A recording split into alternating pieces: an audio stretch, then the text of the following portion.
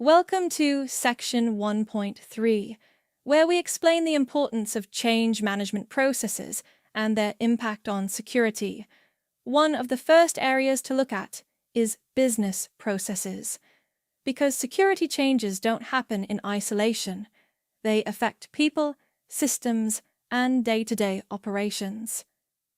Approval process. Every change must be reviewed and signed off before it's made.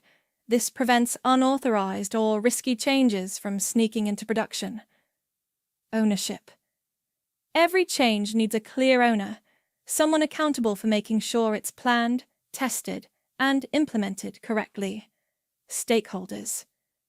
Security changes don't just affect IT, they impact managers, end users, and even customers.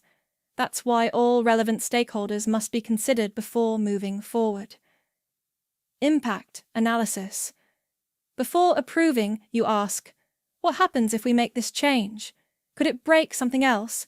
Could it affect security or compliance? This step helps anticipate risks in advance. Test results. No change should go live without testing. Test results give evidence that the change works as expected and won't disrupt other parts of the system. Backout plan. What if things go wrong? A backout plan ensures there's a safe way to roll back changes without damaging systems or data. Maintenance window changes must happen at the right time, often during scheduled maintenance windows, to reduce the impact on business operations. Standard operating procedures, SOPs. Finally, everything should follow documented procedures. SOPs provide consistency and reduce human error by giving step-by-step guidance. Together, these business processes protect organizations from introducing unnecessary risks when changes are made, making security stronger, not weaker. Next, let's look at the technical side of change management, because every change has a direct impact on how systems behave. Allow lists, show deny lists. Changes might involve updating which applications or devices are trusted, allow list, or blocked, deny list. This affects security by either tightening or loosening what the system will accept. Restricted activities.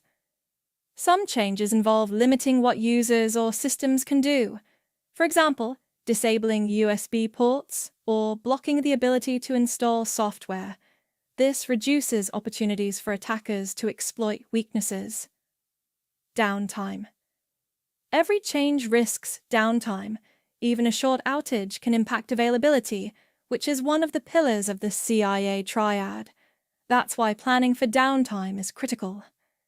Service restart. Some updates require restarting applications or services. While this may seem small, restarting at the wrong time could disrupt business operations or leave a gap attackers could exploit. Application restart. Similarly, restarting apps after updates ensures they load the latest configurations and security patches, but again, it needs to be timed carefully to avoid disruption. Legacy applications. Older apps are especially risky. They may not handle changes well, and could even break when new security updates are applied. That's why special planning is needed for legacy systems. Dependencies. Most systems don't stand alone. Changes in one area may ripple through to others, like databases, servers, or cloud services. Understanding dependencies before making a change is key to avoiding unintended consequences. In short, technical implications remind us that even small changes can have wide-reaching security effects. That's why careful planning and testing are essential. Finally, let's talk about documentation and version control, because without records, even good changes can become security risks. Updating diagrams. Every time we make a change, like adding a new server or reconfiguring the firewall, we need to update the network diagrams. If diagrams are outdated, IT staff may not see the real environment, which can lead to mistakes or missed vulnerabilities. Updating policies and procedures change isn't just technical, it affects people too.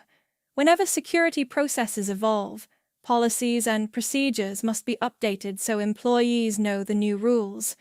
If staff follow old procedures, security gaps can open up. Version control. Think of version control like a history book for changes. It tracks who made a change, when it was made, and why. This helps us roll back if something breaks, and it ensures accountability. Example: if a firewall rule is changed and suddenly the VPN stops working, version control tells us exactly what was modified, so we can fix it quickly. So, in summary, change management isn't just about approving updates or analyzing risks. It also requires clear documentation, accurate diagrams, updated procedures, and version control, all working together to keep security strong and predictable.